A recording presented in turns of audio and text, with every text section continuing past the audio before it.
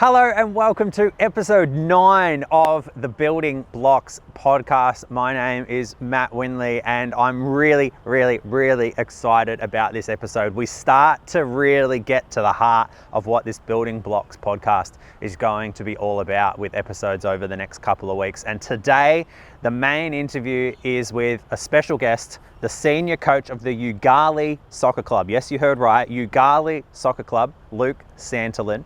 Now, he reached out to us soon after the first episode of Breaking Barriers aired, and he's like, you have to do a story on our soccer club. Now, I vaguely remember reading a little bit about this with my friend Vince Rigari in the Sydney Morning Herald last year.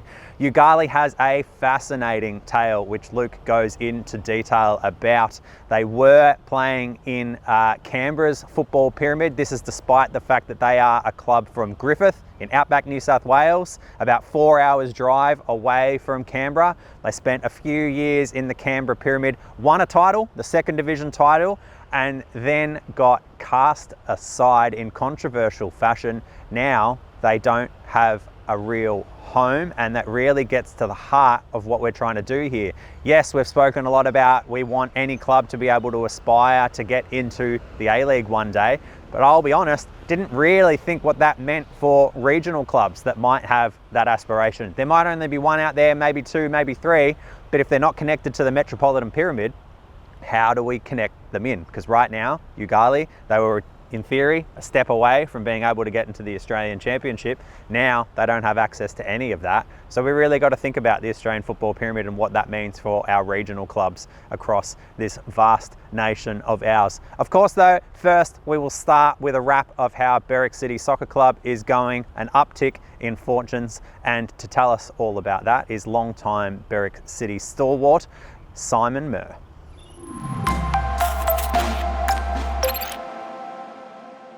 Simon Murr, hello. Matt Windley, hello. How are you?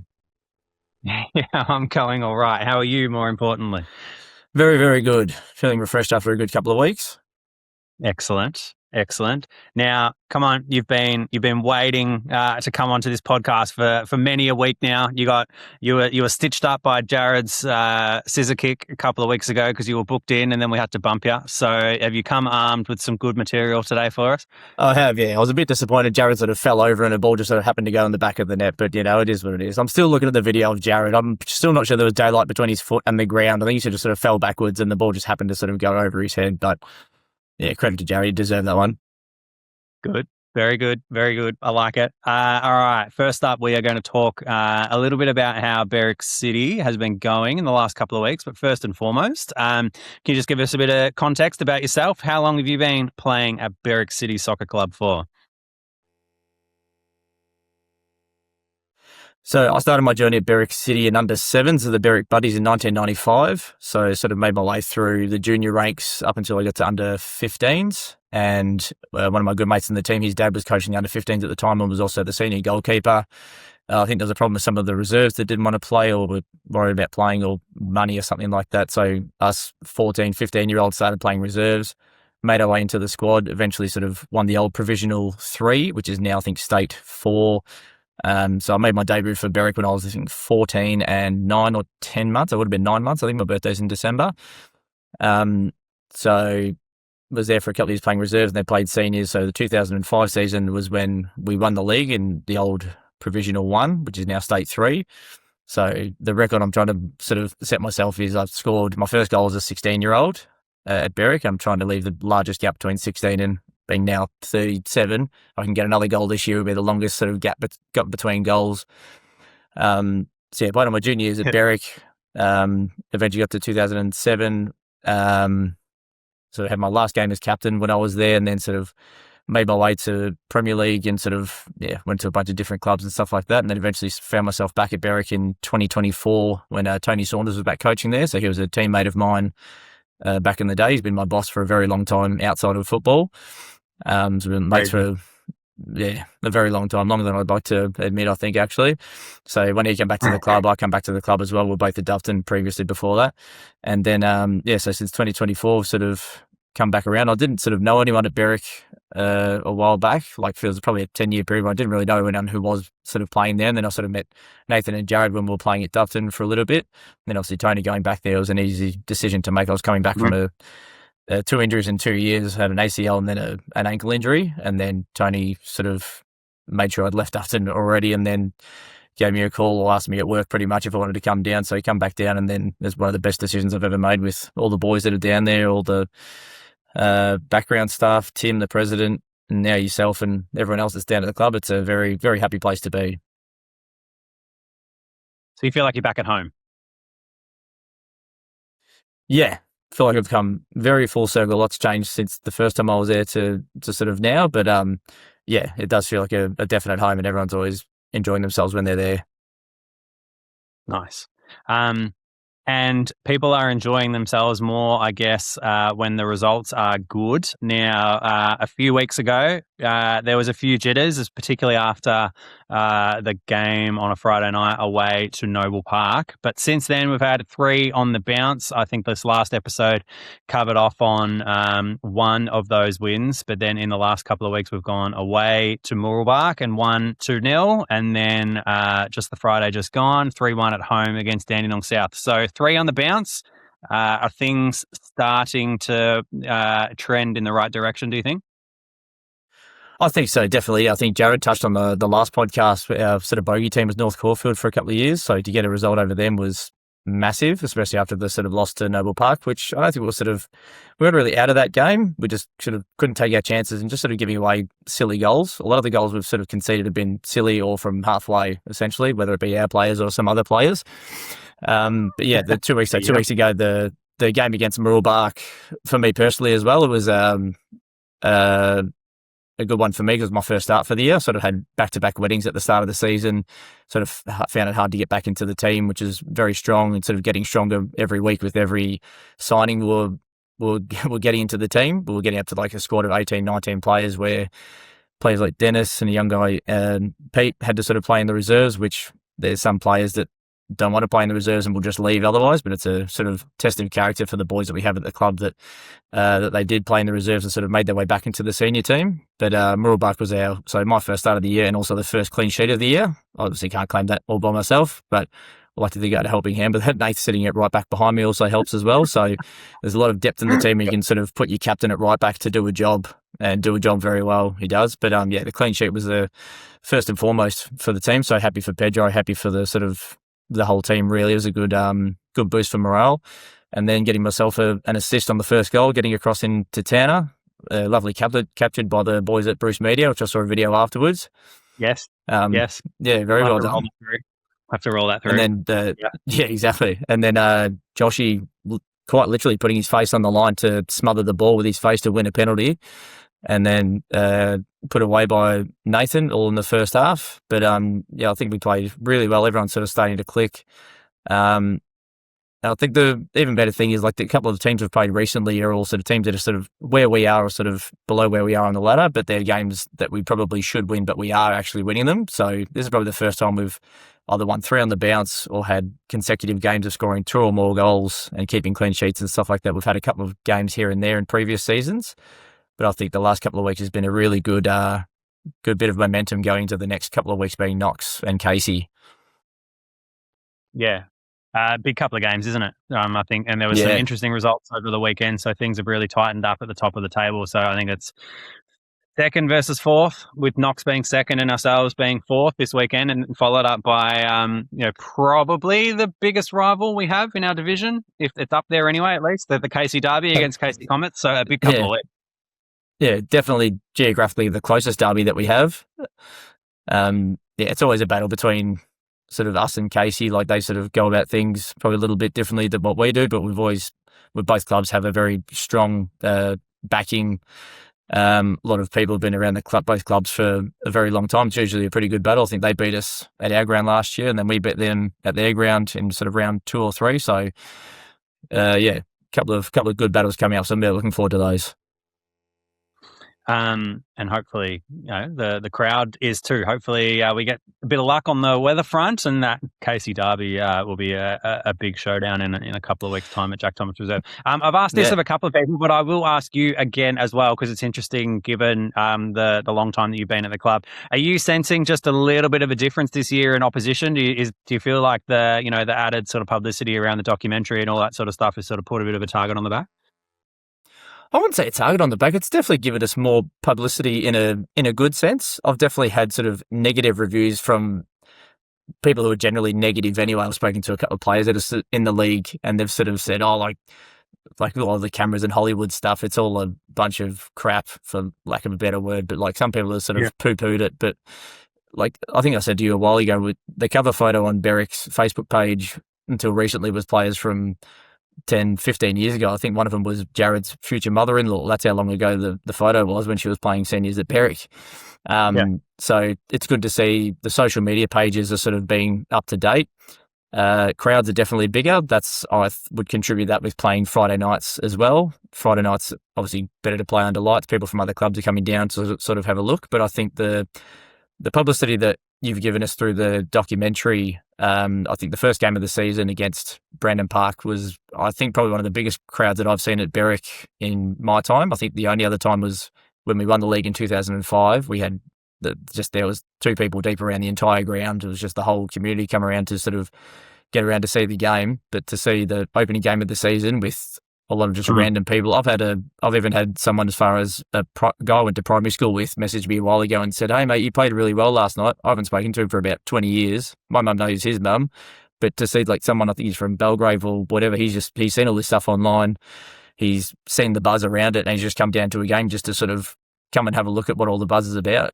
And it's fantastic to see people like that, and then people that a lot of my group of mates is like ex-Berwick players, juniors. You've seen my mates down at the halftime causing shenanigans at halftime, the things that you've done with the tennis balls and whatnot. But like a lot of them are just old past Berwick players, supporters, and we're all sort of still in contact with each other. So it's good to see those people come down, and as well as many other people come down as well.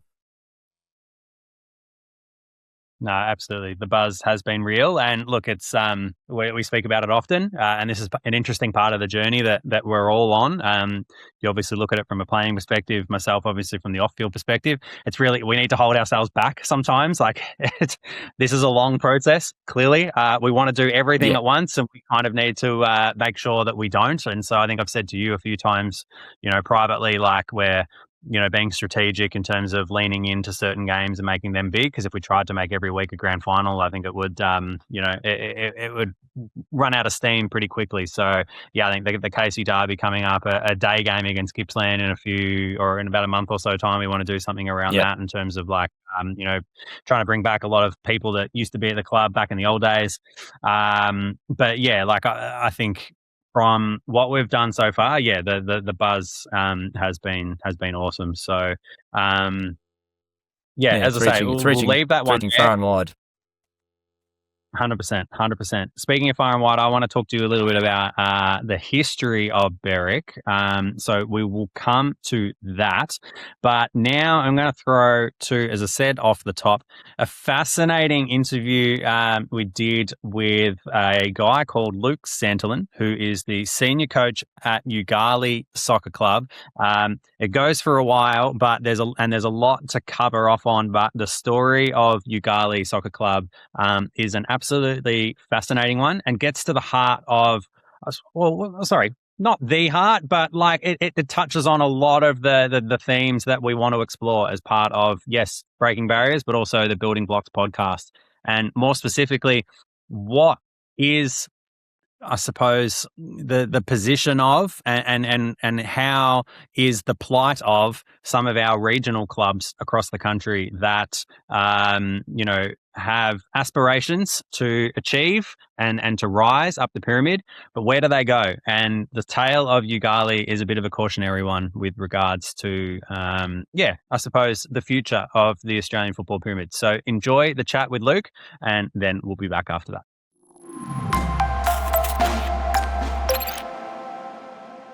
Luke Santolin, thanks for joining us. Thanks for having me, Matt.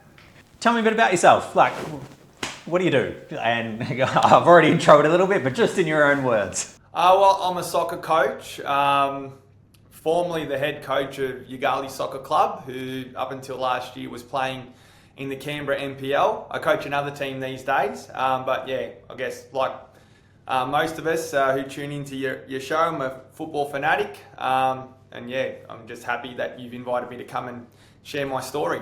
Hey, thanks for reaching out. So context, Luke reached out on the back of the start of the Breaking Barriers documentary and the Building Blocks podcast, and said we're absolutely the type of story that we you need to be talking about as part of this quest, I suppose, to change the Australian football pyramid. And learning more and more about the Yoogali story. I already knew a little bit about it, but now sort of digging deep and having chatted to Luke a couple of times, it is absolutely a story we need to explore with regards to how the Australian football pyramid is set up, and particularly as it relates to regional clubs that might be aspirational to break into the metro system and then potentially push beyond that, because it's obviously a big bad world out there in Australia, not just obviously the capital cities. So let's go right back to the beginning though. Luke, tell us a little bit about the Yoogali story over the course of the last 5-10 years. We'll obviously get to what's happened over the course of the last 12-24 months in a minute, but yeah, give us a bit of a backstory on the Yoogali Soccer Club. Okay, so we're a 71, 72-year-old club, and I guess for context, you can't tell our story without talking about our location. If you look at where we are on a map, it probably looks remote, and it is. We're 600 k's from Sydney, 500 k's from Melbourne, and 400 kilometres from Canberra. So wherever we want to go to play football, it involves travel. So most clubs, I guess, would just be happy to play in their local leagues, but over the course of our history, we've always strived to, try and find the best competition available. We've played all over the place over our history. We've played in Shepparton, Wagga, as you know, Canberra, and it almost always ends the same way. They love having us for a little bit. We win a few trophies, become really competitive, and then all of a sudden the phone rings or an email arrives, and all of a sudden we're no longer in the competition. But 6 years ago, we received an incredible opportunity, the chance to join the Canberra NPL, and at that stage it was a two-tier NPL, NPL 1, NPL 2, and we were invited to participate in the NPL 2 competition, which was 8 teams. It was a senior license only, so there was no requirement for us to have junior teams as part of our entry. And we joined without anyone expecting too much of us at the time. The first 2 years, 2020 and 2021, were interrupted by COVID. In 2020, we actually didn't get to play any home games. We had to travel 2 hours for our home games and 4 hours for our away games, just to give you an idea. Where were you playing your home games? We actually were told that we had to play halfway in Cootamundra. Yeah, right. Okay. So yeah, we didn't complain or whinge. We did our thing. We actually made the grand final in our first year in NPL. We were premiers and grand finalists. Unfortunately, we lost. But again, just to try and show you what we have been and are prepared to do to participate in these competitions. 2021 was actually a year that was cancelled because of COVID, sort of midway through.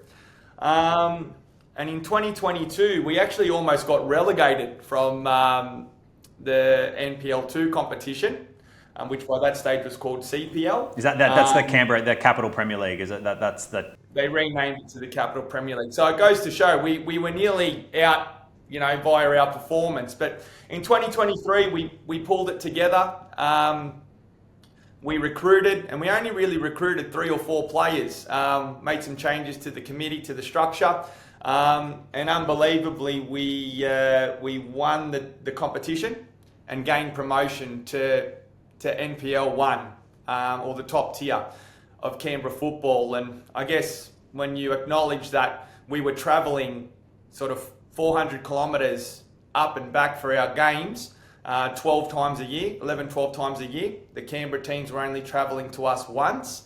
That in itself was, I think, and I think most people agree, a pretty awesome achievement. So, before we knew it, we were an NPL club. It was a pinch yourself sort of moment. I think before we could even enjoy the celebrations, reality hit, and we realised, geez, we got to get serious. I don't think too many people expected that we'd last too long in the NPL. We'll go forward in a sec. Let me take you back just a tiny bit. So I think Yoogali has been around for, I think you told me it's about 50 odd years, isn't it? How many years? 1954, so it's our 72nd year. And you've won 35 odd championships across different, divisions and competitions? 33, 34. Obviously there's a lot in the local comp, but in amongst that there's, premierships in Shepparton and Wagga. Obviously this CPL title, there's a famous team in the 80s from Griffith that actually won the Canberra, the top league in Canberra. So we're a historical club. I hope I don't sound silly saying that, but we're a very old club. And we're prepared to do the work. So we got into NPL and we lost the first 15 games. It was such a shock to our system. The teams in this league they weren't just one step up, they were levels above the CPL in our opinion. But we didn't give up. And in 2024, like I said, we lost the first 15, 16 games. I think we got a point away to Monaro in round 16. And then somehow we pulled together 3 wins, which included a win on the final day to avoid relegation. And we actually sent down one of Canberra's biggest clubs in Canberra Olympics. So if we thought, it was a surreal moment when we got promoted, to even just saying that back to you, Matt, we got promoted and Canberra Olympic got relegated. You can imagine, how we were feeling. And all of a sudden, for the first time in our history, we thought this is a competition we can plant our feet in. It's a top tier. They're going to want a club who's functioning and trying at our level. We can plan for the future here without fear or having to look over our shoulder. For the first time in our history, but 12 months down the track. I'm now pulling you back. I've got 2 questions for you before we go on to the last 12 months. Why, in your opinion, why has the Yoogali Soccer Club always punched above its weight? Yes, it's a big fish in a small pond, I guess, when it plays regionally in the Griffith area and whatnot. But clearly, as has been demonstrated in the Canberra League and when you go up, to Wagga and all that sort of stuff, you keep time and time again having success relative to where you are and relative to your size. Yeah, what is it about Yoogali Soccer Club over the years that has meant that it's just punched above its weight? Okay, so a few things. So the first was the Italian migrants that arrived in Griffith. Obviously, Italy's football mad. And, there was a time in Griffith where 70-80% of all people that lived here were Italian. So we've just had that passion over the course of, the last 70 years that started all the way back at our inception and have continued along. Second reason I would say is the family dynamic. So for example, my grandfather and father played for the club. My sons do now, and I'm not the only one who's got, generations of history. So I think there's just that added layer of care factor down here when it comes to the feelings and the passion that we have for trying to progress. And then the last part is that we've actually got one of the most intense and incredible inter-town rivalries, I think. There's a club in town called Hamwood Football Club, which was, I think they were established in 1955, so only 1 year after, and we've pushed each other to levels that it's almost crazy when you think about the lengths that we go to just to probably try and beat each other. But I would say that's played a big role in our progress because even if it's just for local bragging rights, we're training as hard as we can. So I hope that answers your question. All right, so you win the CPL in 2024, and then you go... 23 we won. 23, sorry. Won it in 23. So 24, then you're up in the Canberra NPL. And then you managed to stay up against all the odds, as you say, despite losing, so many of your first games, all that sort of stuff. Tell me then what happens in 2025. So as I said, 2025, we learn lessons from, the baptism of fire, and we recruit accordingly. We get 2 visa players from overseas, and then one using the Asian visa rule. So we've got 3 players and they arrive early.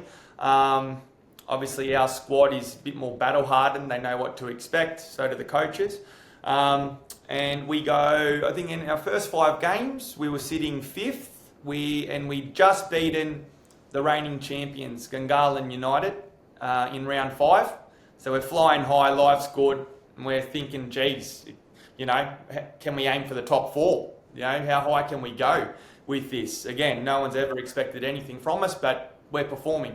I remember a night at training, I was setting up and the phone starts blowing up. I was setting up cones and I answered, and the person who called said, there's an article or a report that's just been released on the Capital Football website, and it says that you're gone. And I was like, what? No, it must be a mistake, typo, misprint. Can't be true.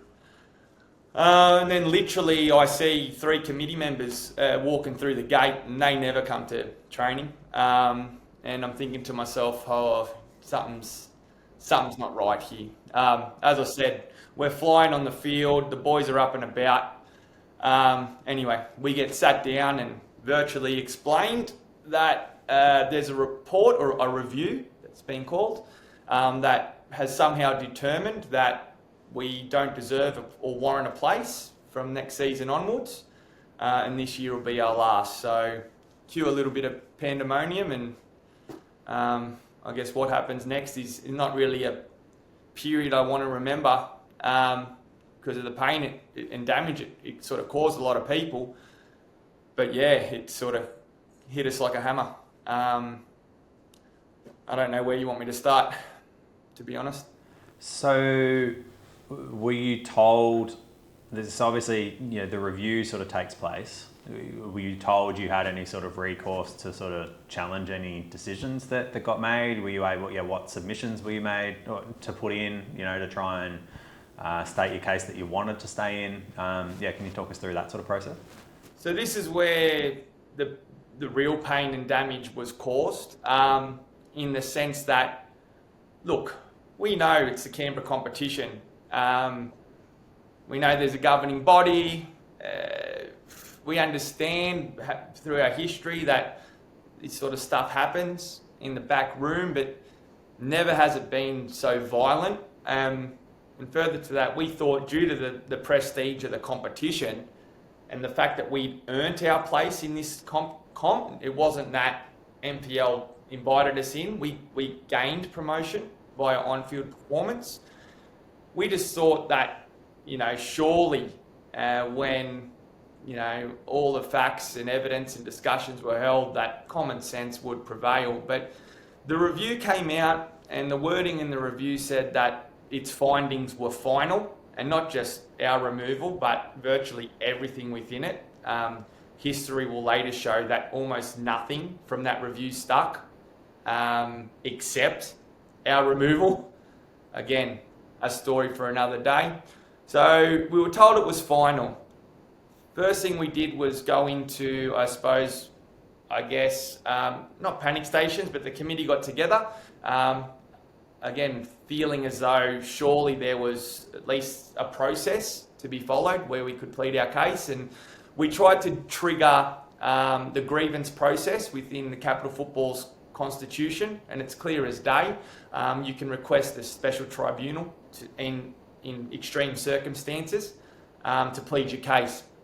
So we did all that, thinking at the very least they'll hear us out. We've invested over $1 million over the last sort of 5-6 years.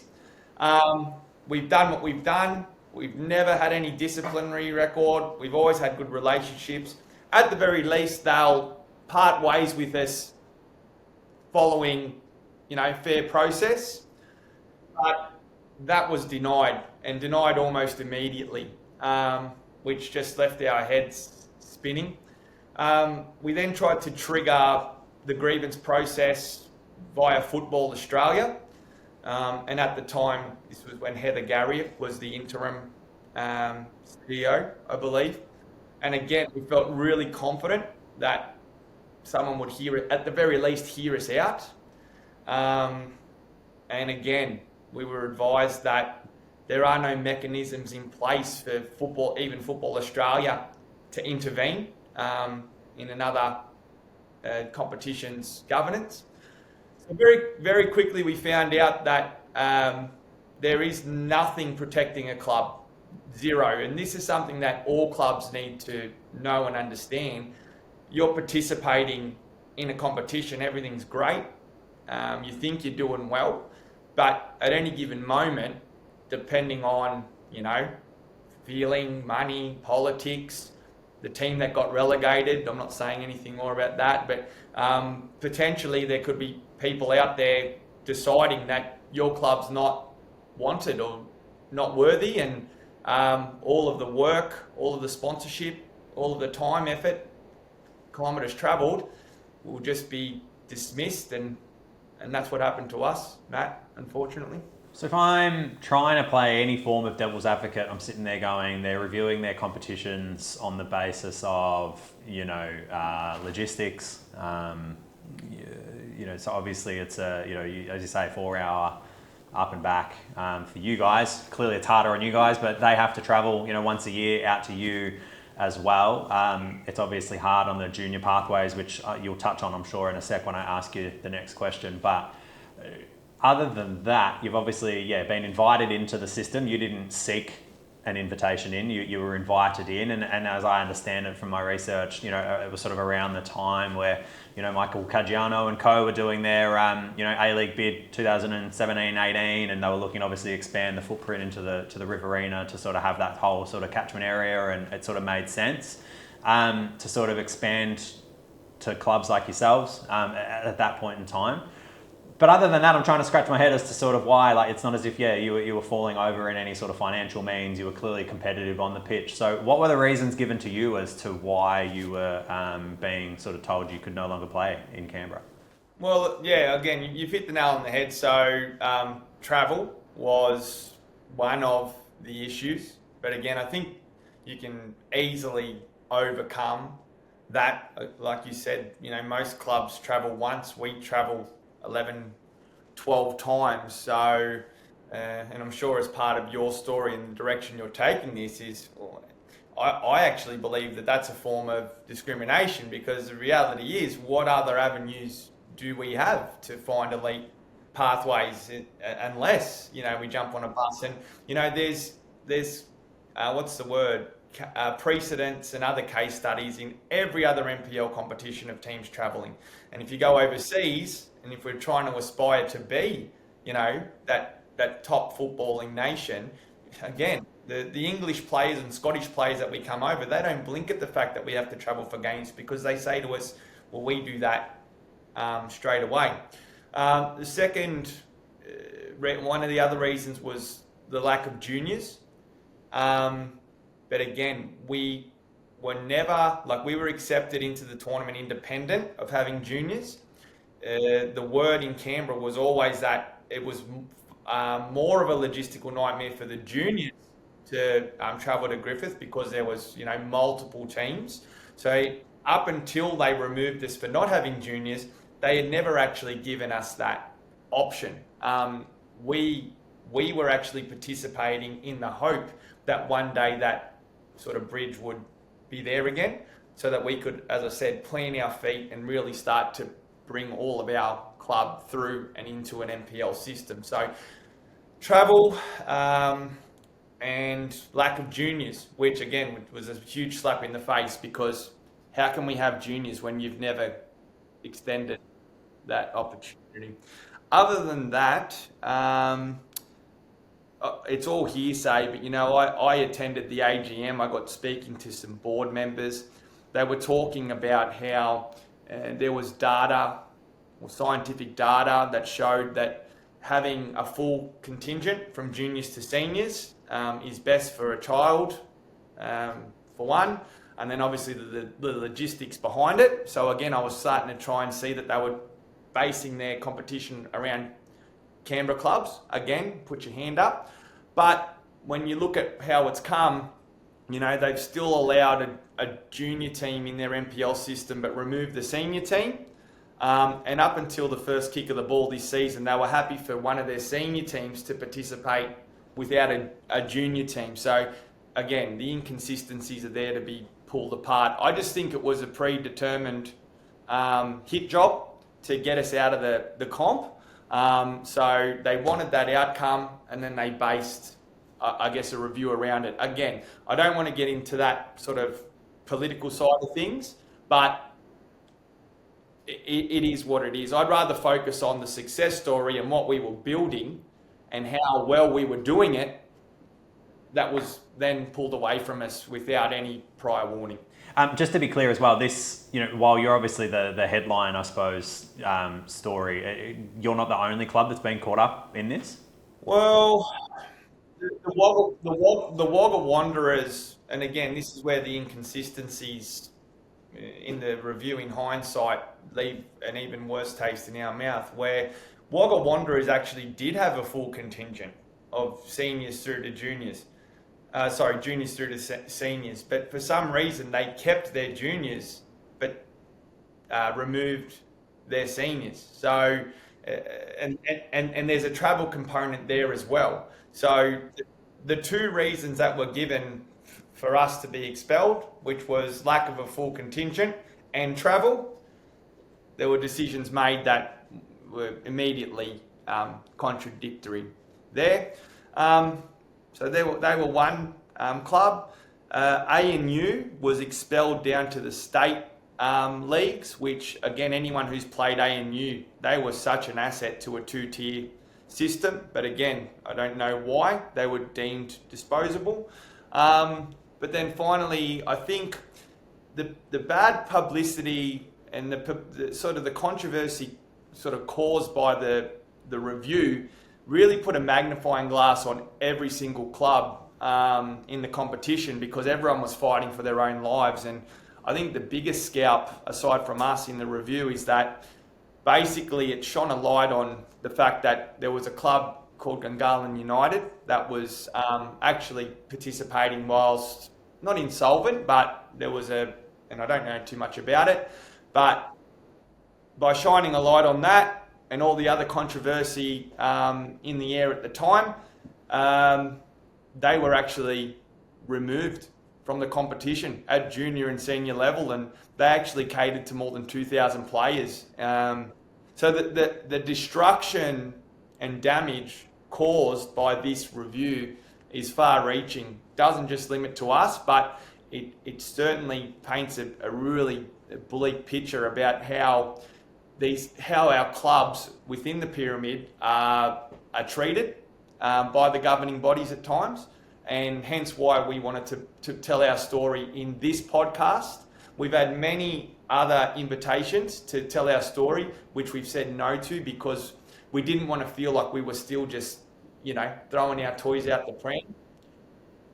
But because of the angle you're going with, and you saying that, we're trying to actually change the structure so that this doesn't happen, it was only fair that we played our part, because it really did cause some damage down here. Of course, and there's still a couple of questions I want to ask about that, but I'm going to start, I suppose, touch on a bit of that theme that you're talking about. I'm going to say one statement to you, and then, which is really black and white, devil's advocate, and then I want you to respond to it. Capital football has its boundaries, looks after obviously football and the ACT, and it shouldn't really, as much as it sucks for you guys, have to care or have to have a responsibility for clubs and football outside of that jurisdiction? Discuss. Absolutely. Fine. But that same governing body allowed us in. So I'm not sure if, in terms of changes for the future, is there a buyer beware type thing for us? Do they invite us in and say, hey, just know at any given moment, we can expel you that year? Okay, fine, we're not flying in blind. All good. This isn't a drama. We knew this could happen, and it was a year on year. Okay? Again, just talking about the circumstances of us even being an NPL club, it wasn't invitation. That was earned. That was, that was on-field performance.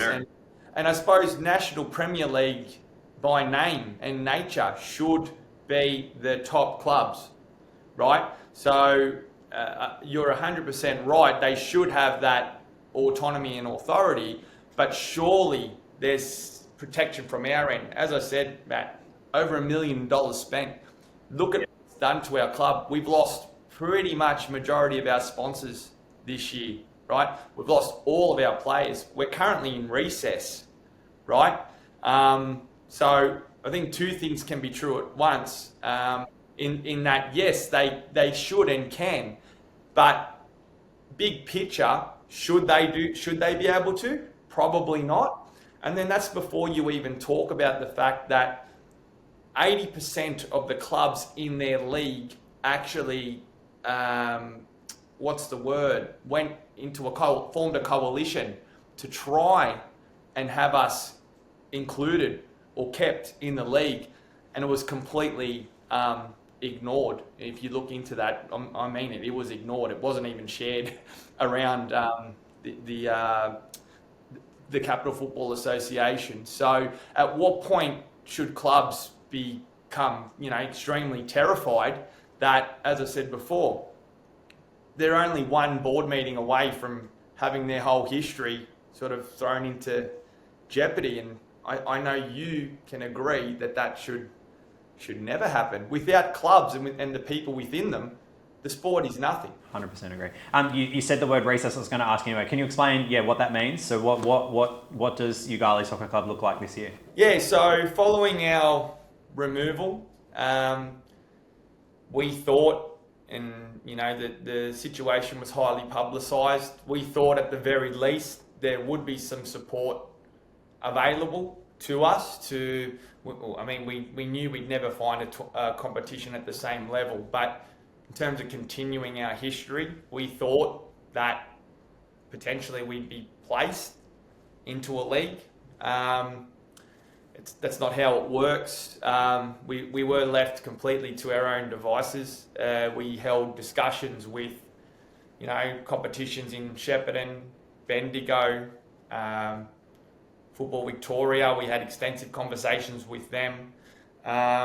Pretty much anyone within a 500 kilometre radius we spoke to, and we learned pretty quick, and again, this is not the fault of the clubs, but the clubs within these associations pretty much held our future in their hands. And if they felt that their competition was, well established, or if they didn't want to travel, well, the door was closed shut. And we then thought, well, there's a competition within 2 hours away in Wagga, which I'm actually coaching a team in that competition now. It would have been a great competition to move into. And it already has 3 or 4 Griffith teams in it. So we thought, look, to allow a 70, 71-year-old club to continue, can we play here? And again, the vote went to the clubs within it, and it was almost unanimous to say no. So from the heights of NPL, all the time, effort, energy, money invested, to nothing in the space of 6 months. And yeah, the wound's still pretty raw for a lot of people down here.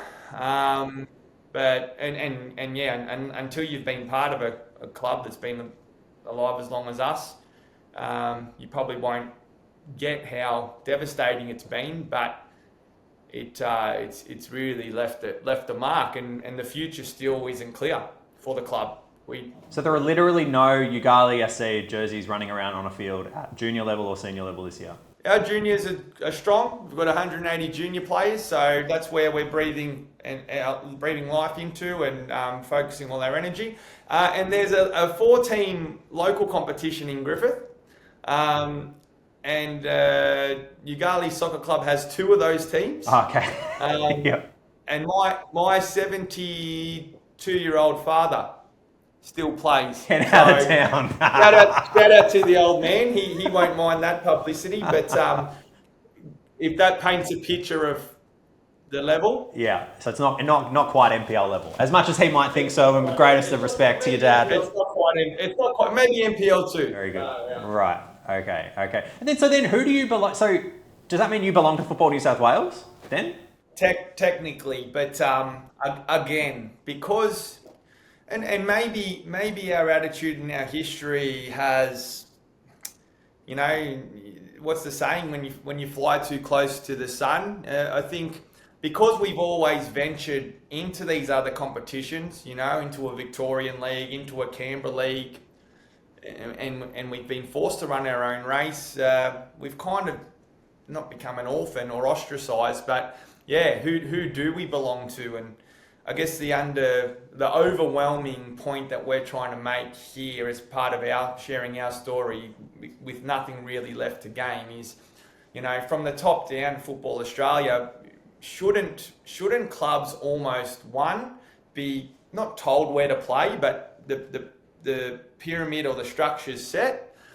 And then further to that, if there was an ambitious club, which is the trailer for breaking barriers, if there was an ambitious club, is there the ability for them to rise through the ranks? I mean, we've already shown that a team from Griffith can play at NPL level in Canberra. That's no longer a mystery or a conversation. It's a fact. Wouldn't the governing bodies want to embrace that type of story and that type of ambition?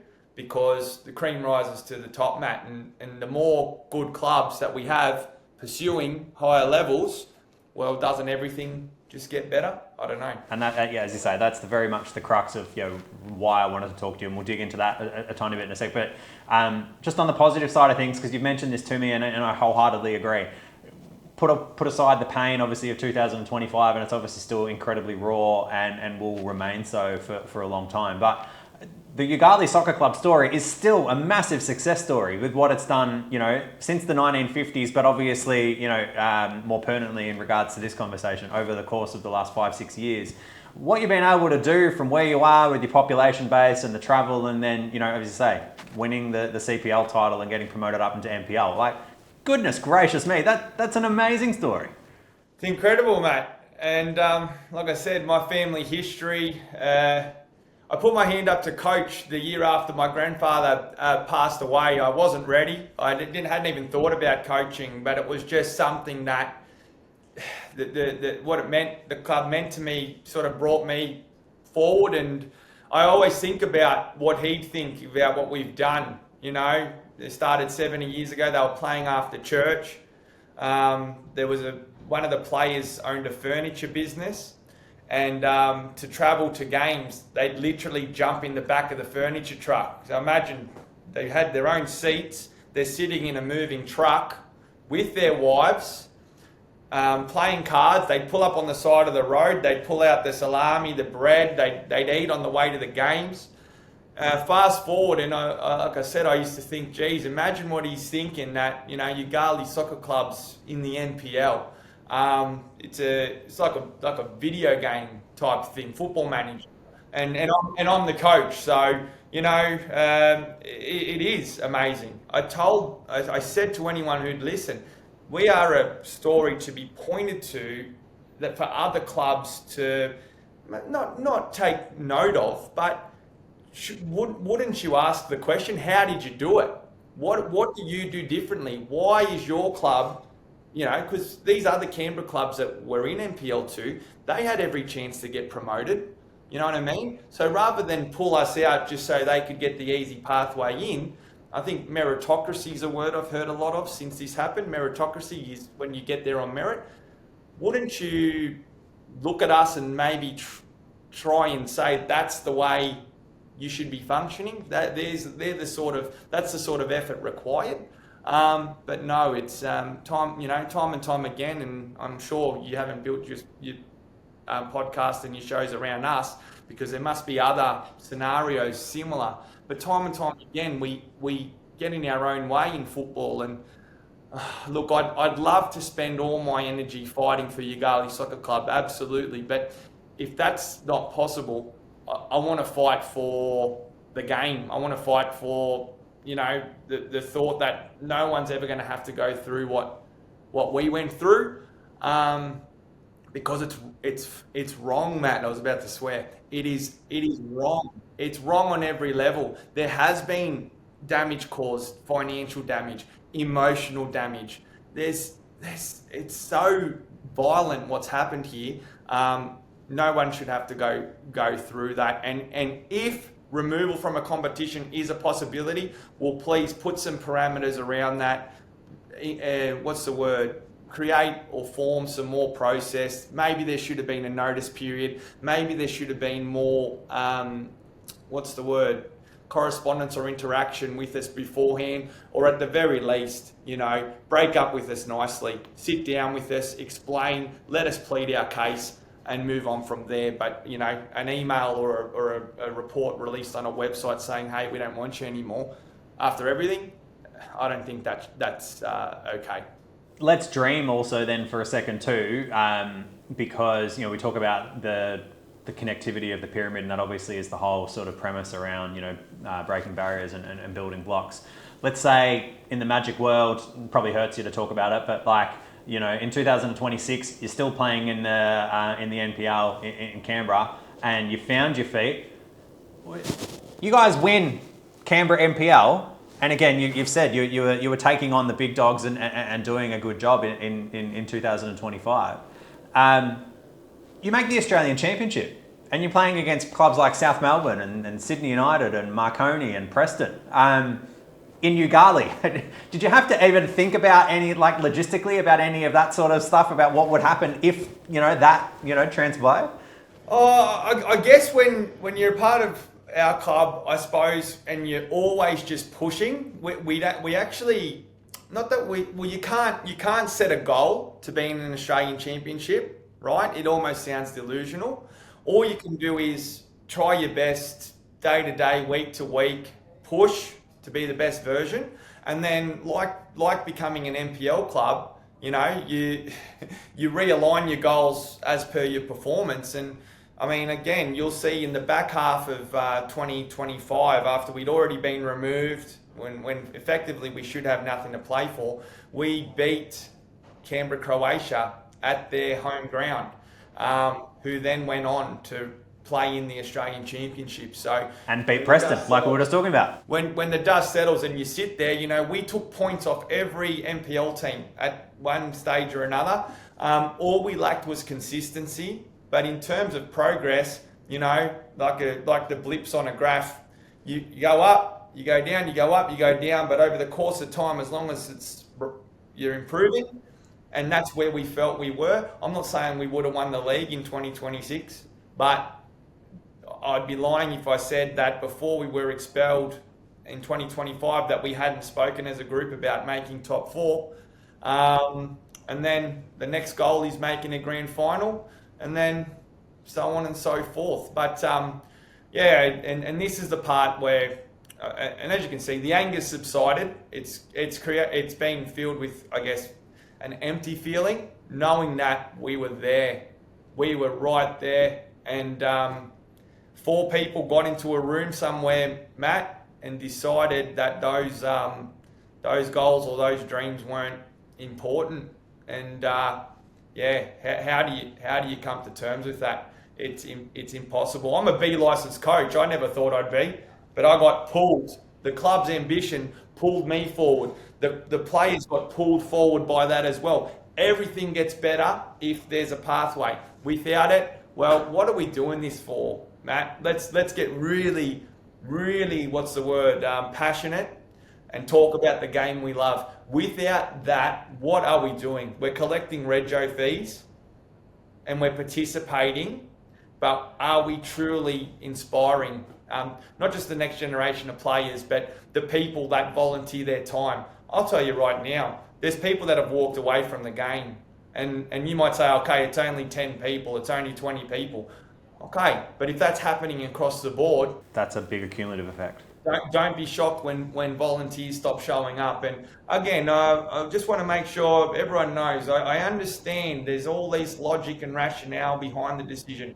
I get it. You got fields, referees, all the reasons to kick us out. I'm saying find a reason not to, because like I said, we were and we are a good club, and I think we deserved a hell of a lot more from the game, considering what we invest than we got back. And I don't know. You tell me, mate.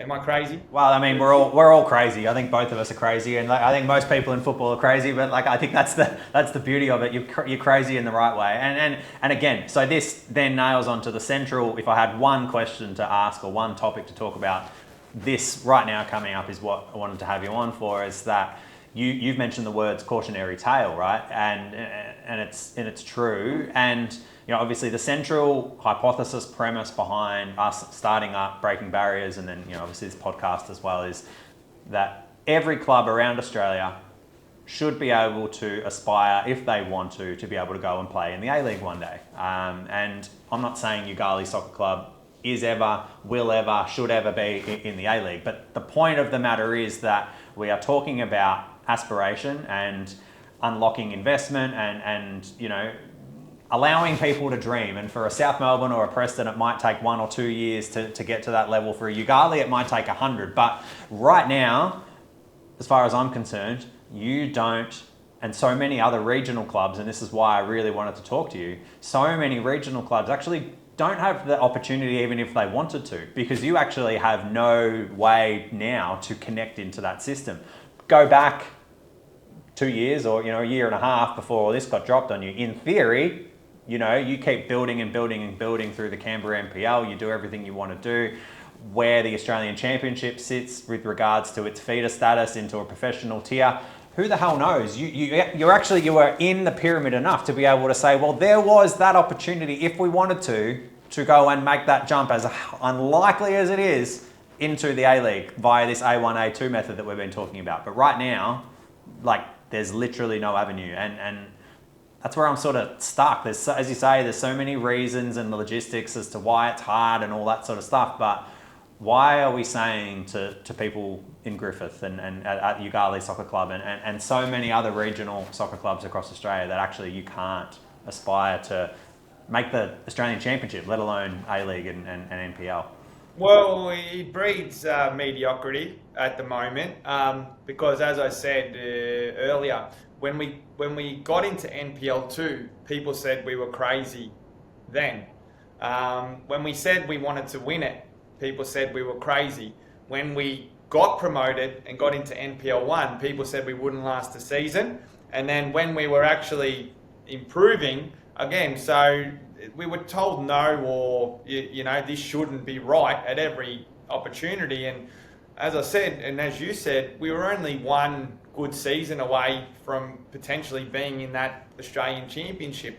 I don't think a regional club will ever or should ever aspire to be in the A-League. There's so much money, all that required, but definitely to the Asian Championship, there's got to be somewhere that they can aspire to go to. And I guarantee you now, Matt, you go to every regional competition, however well established they are, and you dangle the carrot that their club could progress if and given a pathway. Not all of them would want it, but I guarantee you that a percentage would. And that's what I believe the game should be trying to harness. The clubs with the energy, with the aspirations and the desire. And okay, some will fall flat, most will fall flat, but every now and then you'll get that success story and that serves as a reference for everyone else that participates. you know. But right now we keep everyone sort of, and it's not even, it's worse than oppressed, because we're not even in a competition that has no pathway. We're actually out. We're not even in the system. So many problems. You might not have an answer to this question. That's fine. I suppose this is for anyone that's listening and watching. I guess it's a question for you as much as it is for you, Luke. Like, what is the solution here? Whether it's a Yoogali or, and I'm just now plucking off the top of my head, a club in Bunbury or a club in Mount Gambier or a club in Orange. What is the solution? If there is a club out there that, wants to be, our equivalent of the Green Bay Packers, in the NFL, with a really, really, really small population base, but then becomes, one of the biggest sporting entities in the world, right?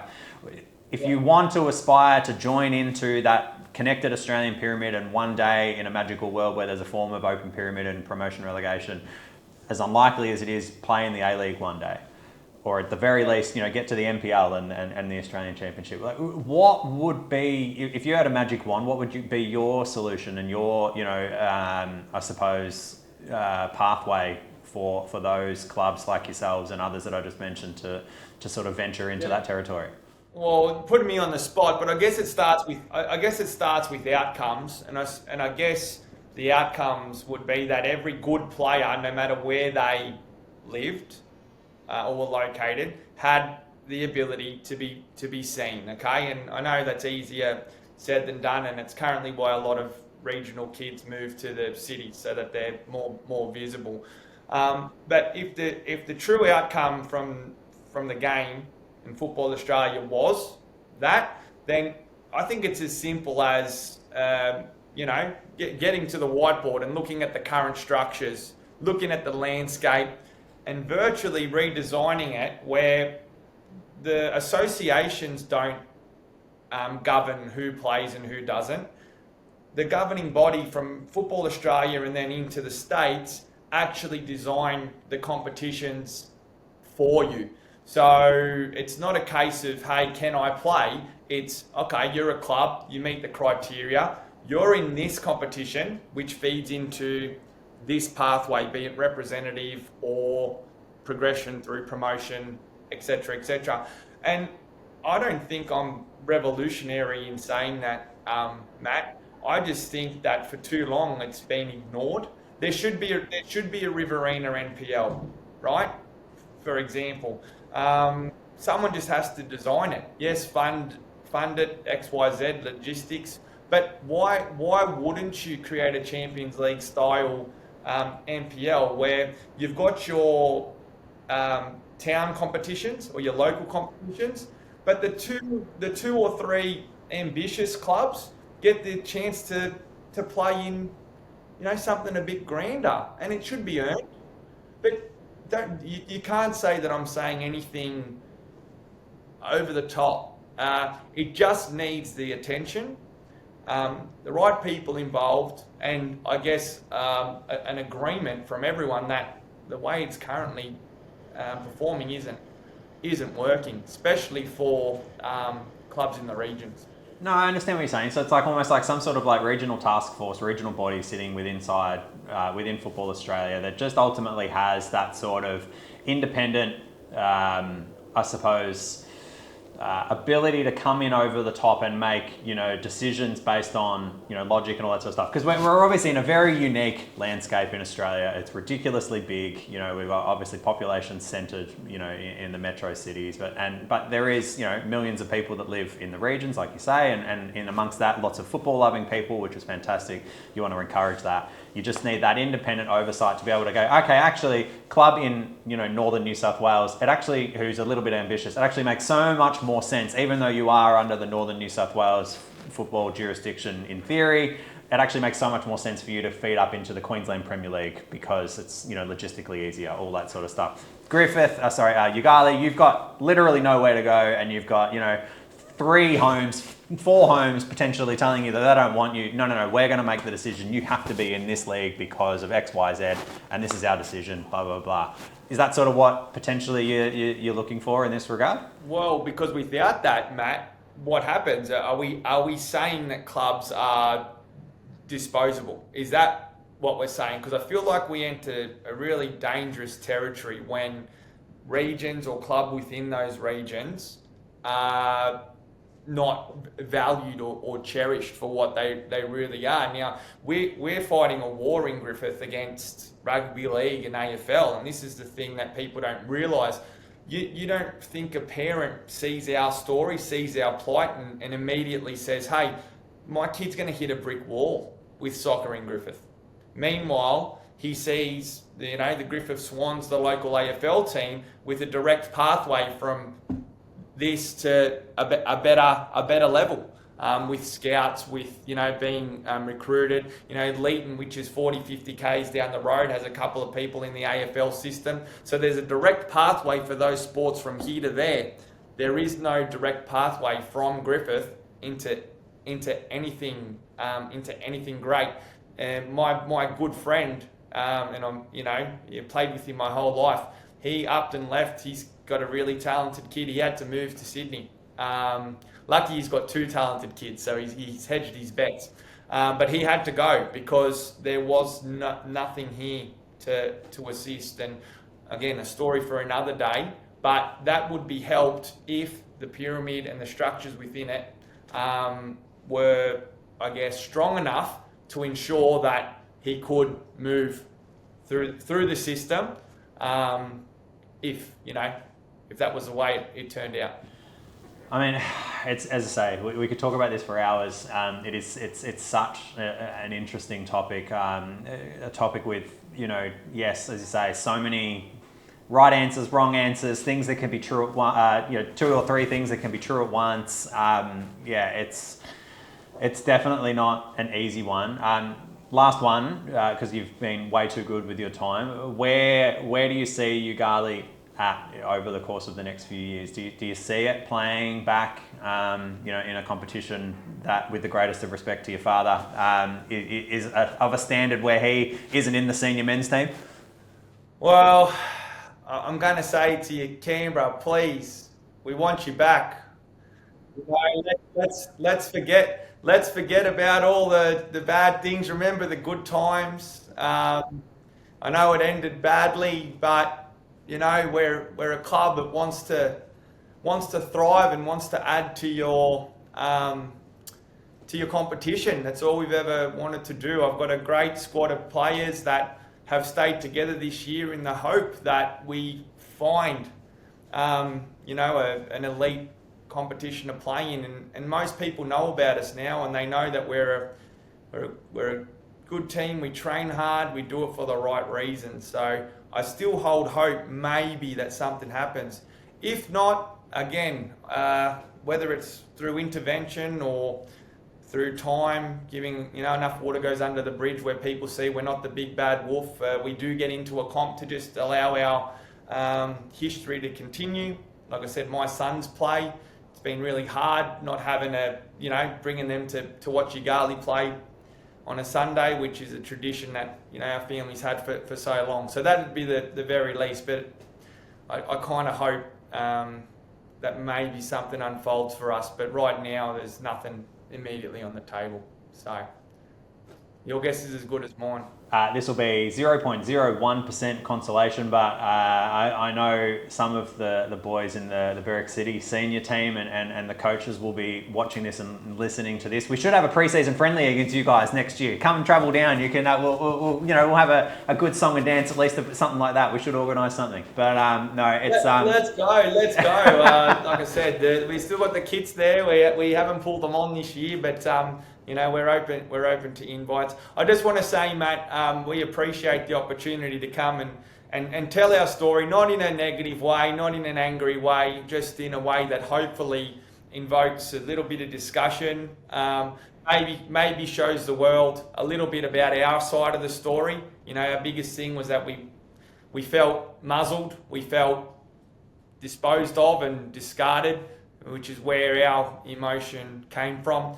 I enjoyed the parts of this conversation where you let me tell our story. I didn't like the parts where I was restructuring the Australian football pyramid. So I'm not telling people how to do their job. No problem. All good.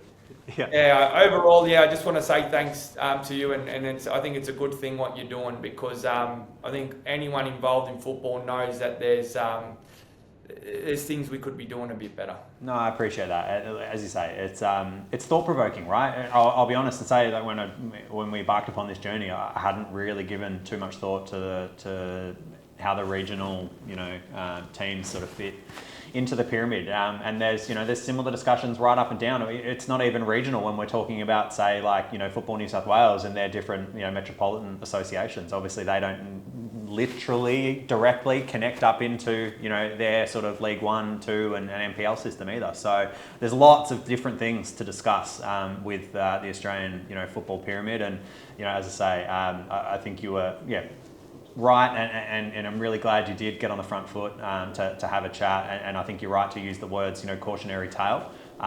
Sorry to dredge up, as you say, some of the pain, but really appreciate you coming on, having the chat, and as you say, hopefully it rises a little bit of discussion and creative debate, respectful debate, and and we can see what happens in the future. We'd love to keep in touch.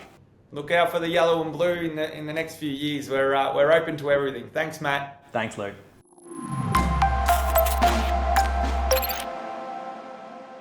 That was Luke Santolin of Yoogali Soccer Club. What an amazing tale.